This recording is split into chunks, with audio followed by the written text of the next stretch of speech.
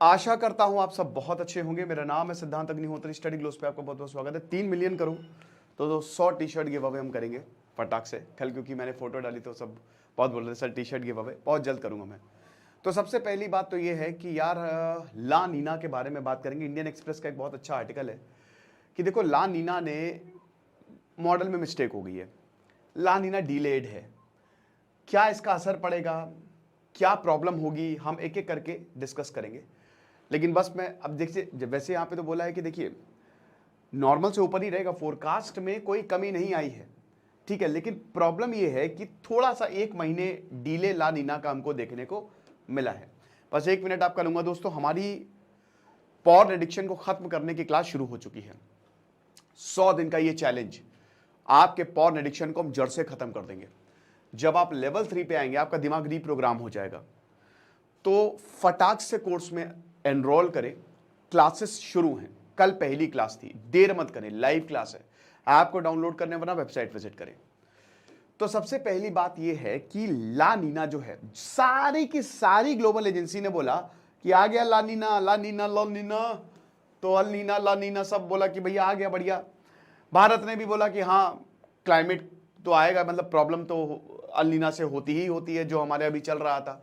अब अल नीना खत्म हुआ, फिर न्यूट्रल फेज आया, उसके बाद ला नीना जो है वो शुरू हुआ और अगस्त और सितंबर के बीच में जबरदस्त होने वाले। लेकिन दोस्तों अभी अक्टूबर तक चला गया है, 1 महीना जो है ला नीना डिले हो गया है। तो क्या भयानक गर्मी पड़ने वाली है? बिल्कुल नहीं, इसके उलट होने वाला है। इस बार कड़ाके की ठंड के लिए तैयार रहिए, है ना।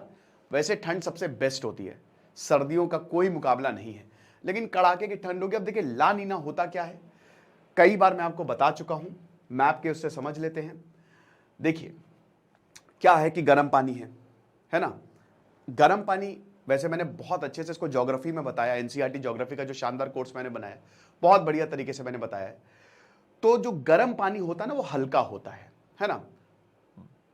ठंडा पानी भारी, भाई बर्फ भारी होती है ना। गर्म पानी आप ज्यादा गर्म करोगे तो हल्का होकर धुआं हो जाएगा, ये तो बट ऑब्वियस है। पूरी दुनिया में कोल्ड वार्म करंट्स जो है वो घूमते रहते हैं, ठीक है ना। डिपेंड करता है कहां पे ज्यादा वॉल्केनो है, कौन कितनी ठंडी जगह पे, तो उस हिसाब से पानी का टेम्परेचर जो है घटता बढ़ता रहता है। मतलब कहीं वार्म करंट है, कहीं कोल्ड करंट है, जो हमारे 5 महासागर है। अब क्या होता है कि एक तरफ है साउथ अमेरिका और एक तरफ है इंडियन सब कॉन्टिनेंट। तो जो पेरू है साउथ अमेरिका का देश, जब हवाएं बहुत ताकतवर होती हैं तो जो पेरू में गर्म पानी होता है ना, वो हवाएं बहुत तेज आती हैं और पेरू का गर्म पानी जो है वो खिसक के भारत पे आ जाता है। इंडियन से ऑस्ट्रेलिया के पास आता है, इंडियन सब कॉन्टिनेंट में आ जाता है, ठीक है। और ये कंसेप्ट हर जगह लगता है, इंडियन डाइपोल में भी यही कंसेप्ट लगता है। तो हवा के कारण वो खिसक खिसक के गर्म पानी यहां पे आ गया। अब जब गर्म पानी इधर साइड आया तो गर्म पानी होता है हल्का, कंपैरेटिवली क्या हल्का। तो गर्म पानी क्या है, भाप बन के ऊपर जाएगा, जबरदस्त बारिश होगी। तो इंडियन सब कॉन्टिनेंट पे जबरदस्त बारिश होती है। इस कंडीशन को कहते हैं ला नीना, समझ रहे हो, इसको कहते हैं ला नीना, जो अभी आने वाला है। इसका उल्टा होता है अल नीनो। अब देखिए पेरू में क्या है, पेरू में गर्म पानी हटा, भारी पानी जो बर्फ है वो नीचे जाती है, जो ठंडा पानी वो नीचे गया, गर्म पानी हटा, ठंडा पानी ऊपर आया, इसको कहते हैं अपवेलिंग। तो जब नीचे से ठंडा पानी ऊपर आता है तो अपने साथ मछलियां, न्यूट्रिएंट सब लेके आता है। तो पेरू की भी बल्ले बल्ले, और भारत का तो क्लाइमेट ही मॉनसून टाइप है, उसकी भी बल्ले बल्ले, मस्त। अब इसका उल्टा हो गया, जब जो विंड्स होते, ट्रेड विंड्स वीक होती हैं, तो वापस गर्म पानी पेरू में चला जाएगा। तो पेरू में बहुत बारिश होगी। अब जब पेरू में बहुत बारिश होगी तो वहां पे बाढ़ आ जाएगी। और जो ठंडा पानी है, ठीक है, यहां पे ऑस्ट्रेलियन सब कॉन्टिनेंट, इंडियन, यहां पे बारिश नहीं होगी। ये कंडीशन है अल नीनो। अब ये जो कंडीशन है ना अल नीनो, ये समय चल रही है, चल रही थी। अभी जो कंडीशन है दैट इज ला नीना। तो यही हिसाब किताब जो मैंने आपको पूरा का पूरा बताया, साउथ अमेरिका से जो है वो गर्म पानी यहां पे आएगा। अब जब गर्म पानी यहां पे आएगा तो ला नीना होगा, यानी कि जबरदस्त बारिश होती है। और इसका उल्टा अल नीनो होगा, यानी कि बारिश कब होगी, राइट। तो ये हिसाब किताब है। तो अल नीनो की अगर बात करते हैं तो दैट इज एसोसिएटेड, जब भी अल नीनो होगा, जैसे पिछली बार सुपर अल नीनो था तो आपने देखा बहुत बारिश नहीं हुई, तो वहां बारिश नहीं होगी, सूखा पड़ेगा, गर्मी ज्यादा होगी। ला नीना जब भी होगा तो वहां पे भयानक बारिश होगी, जबरदस्त बारिश होगी, मॉनसून एक्टिविटी बढ़िया होगी। सिंपल वर्ड्स में आप ऐसे समझ सकते हो। तो 2020 से लेकर 2023 तक ला नीना था, और 2023 से 2024 तक 1 साल तक अल नीनो रहा। समझ रहे हो? इससे पहले लॉन्गेस्ट ला नीना एपिसोड जो है वही हमने कहा कि 3 साल तक रहा। अब ये क्यों रहा? एंथ्रोपोजेनिक क्लाइमेट चेंज की वजह से। भाई देखिए, अल नीना ला नीना जो है, ये जो हजार्ड्स है, हाइट है, 1 मिनट जरा रुकिएगा। एंथ्रोपोजेनिक बहुत इसमें जो क्लाइमेट चेंज है, मतलब आप ये समझिए कि क्लाइमेट चेंज ये मैनमेड है। टेम्परेचर बढ़ रहा है, पानी भी गर्म हो रहा है, जिसकी वजह से हमारे कोरल्स खत्म हो रहे हैं, हमारे जो वहाँ पे जानवर है वो खत्म हो रहे हैं। तो दैट इज क्वाइट डेंजरस। तो ये समझिए कि इसमें हाई टेम्परेचर एक बहुत बड़ा रोल प्ले करता है। और इंडियन डाइपोल का भी सेम है। गर्म पानी से ही गर्म पानी जब इधर पे आएगा तो भारत में बहुत पॉजिटिव डाइपोल, यानी कि खूब बारिश होगी, नेगेटिव में बारिश नहीं होगी, राइट। तो अभी दोनों ही कंडीशन, पॉजिटिव और ला नीना, ये भारत में प्रिवेल करेंगे, यानी भारत में बढ़िया बारिश होगी। अब सबसे बड़ी बात यह है कि ग्लोबल वेदर मॉडल्स, पूरी दुनिया क्या कह रही है, अल नीनो खत्म हो चुका है। इस बार इतना खतरनाक था कि पूरी दुनिया बर्बाद हो गई। अफ्रीका में ड्रॉट आया, भारत में दिक्कत आई, बहुत ज्यादा दिक्कत। अल नीनो पिछले साल खत्म हुआ,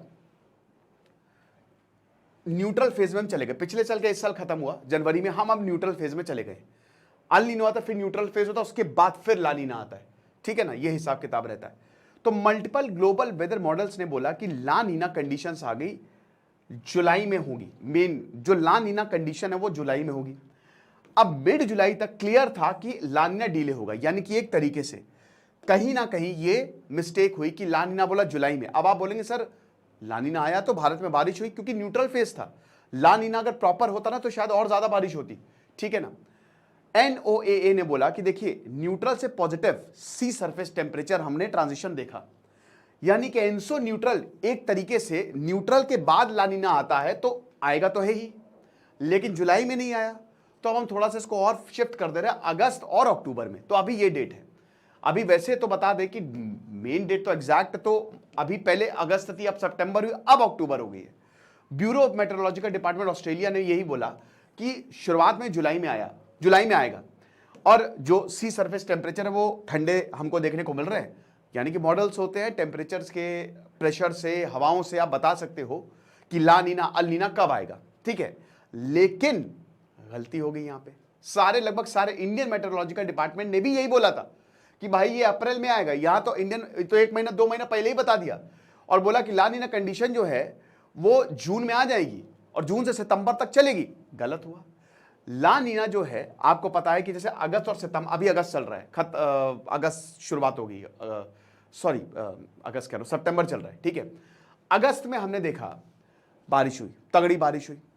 सितंबर में भी बारिश हो रही है, राइट। अब सीजनल प्रेडिक्शन देखिए, ला नीना के ऊपर ही डिपेंड करता है कि कब ला नीना आएगा, तभी आप पूरे सीजन को प्रेडिक्ट कर सकते हो कितनी ठंड पड़ने वाली है और कितनी बरसात होने वाली है। एक तरीके से ला नीना डिले है, हो सकता है नवंबर तक शिफ्ट हो जाए, यू नेवर नो, ठीक है। नॉर्मल रेनफॉल तो हमको देखने को मिली है, अब नॉर्मल रेनफॉल 100% से ऊपर रेनफॉल हमको देखने को मिल रही है। तो सबसे बड़ी बात, आखिरकार क्यों प्रेडिक्शन गलत हुए? सबसे पहली बात तो यह है कि देखिए, ला नीना स्ट्रॉन्ग फेजेस को आप प्रेडिक्ट कर सकते हो, वीक फेजेस को नहीं प्रेडिक्ट कर सकते। आप समझ रहे हो? तो बेसिकली अभी जो फेजेस हैं, जो धीमे धीमे फेजेस थे ना, वो कमजोर थे।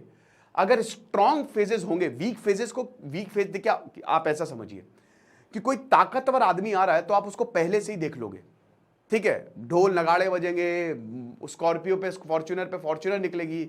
लेकिन अगर कोई कमजोर आदमी आ रहा है ना, तो आप उसको ऐसे इग्नोर कर दोगे। यही बात है कि जो वीक फेज है ना, वो बहुत ही छोटे सिग्नल भेजता है, तो आप एक्यूरेटली नहीं बता सकते। और अभी क्योंकि ला नीना शुरू हुआ है, वीक है वो, ठीक है, तो इसीलिए सिग्नल्स वीक हैं। फिर इसके बाद देखिए, वेदर सिस्टम इतना आसान नहीं है। जब भी हम वेदर की बात करते हैं तो आपको एटमॉस्फेयर देखना होता है, आपको ओशियानिक कंडीशन को देखना होता है, जिसकी वजह से प्रेडिक्शन जो है काफी ज्यादा कॉम्प्लिकेट हो जाती है, ठीक है ना। अब यहां पे जैसे अब Madden Julian oscillation, there are many oscillation जो चलते रहते हैं, प्रेशर के हिसाब से जो है वो डिपेंड करते हैं। ये मैंने सब एनसीईआरटी ज्योग्राफी में कवर किया है।